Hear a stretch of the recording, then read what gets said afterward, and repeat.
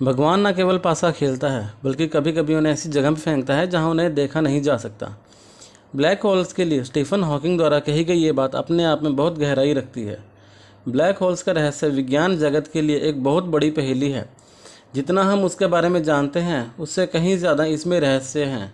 इस वीडियो में हम जानेंगे कि हम इस अंतरिक्ष दैत्य के बारे में क्या क्या जानते हैं और क्या क्या रहस्य छिपे हैं इसके अंदर। वीडियो शुरू करने से पहले हमेशा की तरह मैं आप सबसे गुजारिश करना चाहूँगा कि प्लीज़ जिन्होंने अब तक हमारे चैनल को सब्सक्राइब नहीं किया है वो हमारे चैनल को सब्सक्राइब कर लें और नोटिफिकेशन बेल पर क्लिक कर दें ताकि आपको हमारे भविष्य में आने वाले वीडियोज़ के अपडेट्स प्राप्त हो सकें। तो आइए वीडियो शुरू करते हैं। नमस्कार दोस्तों, मेरा नाम है हितेश शर्मा और आप देख रहे हैं हमारा यूट्यूब चैनल गोल्डन विज़न।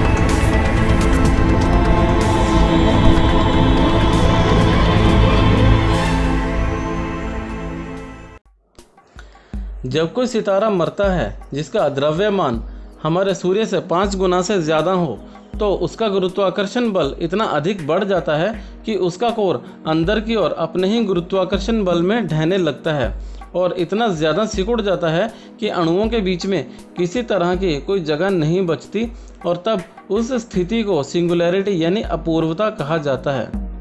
इस स्थिति में गुरुत्वाकर्षण बल इतना ज़्यादा बढ़ जाता है कि रोशनी भी इसके बाहर नहीं निकल पाती और इसलिए ये काले नज़र आते हैं और इन्हें कहा जाता है ब्लैक होल्स। ब्लैक होल्स की मौजूदगी का अनुमान सबसे पहले एल्बर्ट आइंस्टाइन ने लगाया था जनरल रिलेटिविटी के सिद्धांत से सन 1916 में। एल्बर्ट आइंस्टाइन ने बताया था कि कोई भी बहुत अधिक द्रव्यमान वाली चीज़ स्पेस टाइम में विरूपीकरण यानी डिस्टॉर्शन पैदा कर सकती है। इन ब्लैक होल्स को ये नाम सन 1967 में अमेरिकी खगोलविद जॉन व्हीलर ने दिया था और एल्बर्ट आइंस्टाइन के दिए गए सिद्धांत के 55 साल बाद सन 1971 में पहली बार एक ब्लैक होल को देखा गया था और उसके 48 साल बाद पहली बार एक असली ब्लैक होल की तस्वीर ली गई थी। ये तस्वीर M87 गैलेक्सी के मध्य में बने महाविशालकाय ब्लैक होल की है। ब्लैक होल्स छोटे बड़े हर आकार के हो सकते हैं। जो ब्लैक होल्स सूर्य से 5 गुना ज़्यादा द्रव्यमान वाले सितारों से बनते हैं उन्हें स्टेलर ब्लैक होल्स कहा जाता है। ऐसे ब्लैक होल्स की हमारी गैलेक्सी यानी मिल्की वे में भरमार है। सबसे बड़े ब्लैक होल्स का दर्जा महाविशालकाय ब्लैक होल्स को प्राप्त है। हर गैलेक्सी के मध्य में एक महाविशालकाय ब्लैक होल होता है। हमारी आकाश गंगा के मध्य में एक महाविशालकाय ब्लैक होल है जिसका नाम है सेजिटेरियस ए और इसका द्रव्यमान हमारे सूर्य से 40 लाख गुना ज़्यादा है और इसका आकार हमारी पृथ्वी से कुछ लाख गुना ज़्यादा बड़ा है। जैसा कि आपको अभी मैंने बताया था कि ब्लैक होल्स का गुरुत्वाकर्षण बल इतना ज़्यादा होता है कि उसमें जाने वाली चीज़ कभी बाहर नहीं आ सकती। रोशनी भी उसके गुरुत्वाकर्षण बल के आगे हार जाती है। बल्कि अंतरिक्ष में बहुत बार ये देखा गया है कि जैसे ही कोई तारा अगर ब्लैक होल के ज़्यादा पास आ जाए तो ब्लैक होल उसको भी खा जाता है और ब्लैक होल का द्रव्यमान बढ़ जाता है। ये खगोलीय दैत्य अपने आसपास की गैसेस को और किसी भी तरह के अंतरिक्षीय पिंडों को अपने अंदर खींच लेते हैं और अपना द्रव्यमान बढ़ाते रहते हैं। लेकिन ये कोई वैक्यूम की तरह अपने अंदर सब कुछ नहीं खींचते। अगर कोई चीज़ इनके इतने पास आ जाए कि इनके गुरुत्वाकर्षण बल में फंस जाए तो वो इनके अंदर समाती चली जाती है। तो क्या हमारे ग्रह पृथ्वी को भी इनसे कोई खतरा है? वैसे तो कोई भी ब्लैक होल हमारे सौरमंडल के इतना आसपास नहीं है कि भविष्य में कभी हमें उनसे कोई खतरा हो। और अगर हमारे सूर्य को कभी किसी ब्लैक होल से बदल भी दिया जाए तब भी हमारी धरती उसके चक्कर लगाती रहेगी, क्योंकि ब्लैक होल्स का गुरुत्वाकर्षण बल तो ज़्यादा होता है लेकिन उसका दायरा उतना ही है जितना कि हमारे सूर्य के गुरुत्वाकर्षण बल का होता है। और हमारा सूर्य इतना बड़ा नहीं है कि वो कभी ब्लैक होल में परिवर्तित हो सके। ब्लैक होल्स को यूं तो देख पाना असंभव है, क्योंकि एक बार उसमें गई रोशनी वापस नहीं आती। और जैसा कि हमें मालूम है कि हमें कोई भी चीज़ तब नज़र आती है जब उससे रोशनी टकराकर वापस आती है। तो अगर हम ब्लैक होल्स को देख ही नहीं सकते तो हमें उनके अस्तित्व कैसे पता चलता है? दरअसल जब आसपास का पदार्थ ब्लैक होल के गुरुत्वाकर्षण बल में फंस के उसमें गिरने लगता है तो वो टूटकर उसके चारों ओर एक डिस्क बना देता है। उस पदार्थ के उस ब्लैक होल के चक्कर लगाने की गति इतनी अधिक होती है कि गर्म होकर उसमें से रोशनी और एक्सरेज निकलने लगती हैं। इन एक्सरेज को धरती से खोजा जा सकता है। ब्लैक होल के आसपास बनी उस रोशनी की चक्री को इवेंट होराइजन भी कहा जाता है। इवेंट होराइजन वो सीमा है जिसके पार एक बार जाने पर कुछ भी वापस नहीं आ सकता, रोशनी भी नहीं। अगर कोई ब्लैक होल में गिर जाता है तो जैसे ही वो उसके इवेंट होराइजन में पहुंचेगा, वो आपके लिए यानी कि जो कि उसको देख रहा होगा उसके लिए वहीं पर रुक जाएगा, लेकिन असल में वो ब्लैक होल में गिर चुका होगा।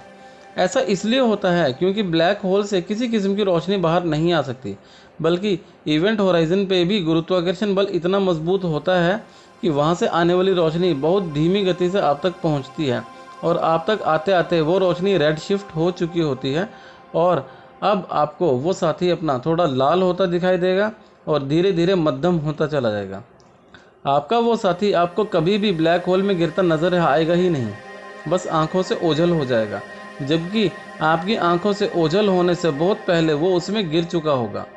इस सब के बारे में एक और सिद्धांत भी है जिसे हम कहते हैं टाइम डायलेशन। इस सिद्धांत के हिसाब से ब्लैक होल्स के नज़दीक समय धीमा चलता है, क्योंकि अधिक गुरुत्वाकर्षण बल में समय धीमा हो जाता है और अगर कोई चीज़ रोशनी की गति से चले तो भी उसके लिए समय धीमी गति पर चलता है। तो जो व्यक्ति ब्लैक होल से दूर होगा उसके लिए समय आम गति पर ही चलेगा, लेकिन जो ब्लैक होल के नज़दीक होगा उसके लिए समय धीमा चलेगा। तो जो व्यक्ति ब्लैक होल से दूर होगा उसे ब्लैक होल की तरफ जाता हुआ व्यक्ति धीमा होता दिखाई देगा और वो ब्लैक होल तक पहुंचने में अनंत समय लगा देगा। जो व्यक्ति ब्लैक होल की तरफ जा रहा है, ब्लैक होल के तेज़ गुरुत्वाकर्षण बल की वजह से उसकी ब्लैक होल की तरफ गिरने की गति रोशनी की गति के नज़दीक पहुंच जाएगी और समय उसके लिए अब धीमी गति से चलने लगेगा। इसका मतलब उससे आगे जाने वाली चीज़ों के लिए समय और भी धीमा होगा। तो अगर वो आगे देखेगा तो उसे अपने से पहले उसमें गिरती हुई हर चीज़ दिखाई देगी और पीछे देखेगा जहाँ समय तेज़ चल रहा है तो उसे अपने पीछे गिरती हुई हर चीज़ दिखाई देगी। वो इवेंट होराइजन को पार कर जाएगा, लेकिन पीछे वाले व्यक्ति के लिए वो इवेंट होराइजन पे ही रुक जाएगा। लेकिन दूसरी ओर जो व्यक्ति इवेंट होराइजन पार कर चुका है वो अभी भी जीवित है, उसके लिए इवेंट होराइजन एक तरह से था ही नहीं और उसे गुरुत्वाकर्षण बल भी महसूस नहीं हो रहा, क्योंकि वो बिना किसी रुकावट के ब्लैक होल में गिर रहा है। वो तब तक अपना जीवन आराम से जिएगा जब तक कि वो ब्लैक होल में गिरकर उसमें ना समा जाए और उसका एक एक कण अलग ना हो जाए।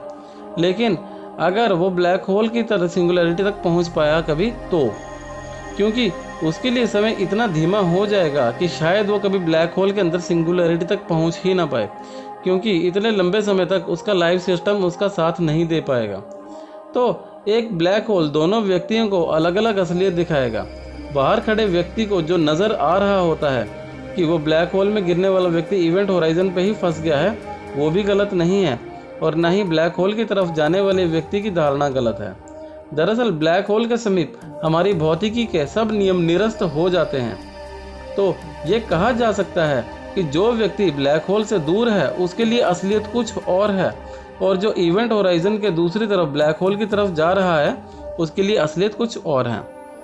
लेकिन उपरोक्त जो भी हुआ है वो सब एक बड़े ब्लैक होल के साथ संभव है, लेकिन अगर यही सब एक छोटे ब्लैक होल के समीप हो तो सब कुछ बहुत ही अलग होगा।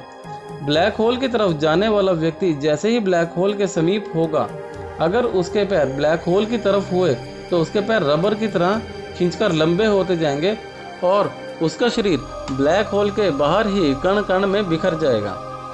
ब्लैक होल के गुण स्वभाव बहुत ही रहस्यमयी हैं।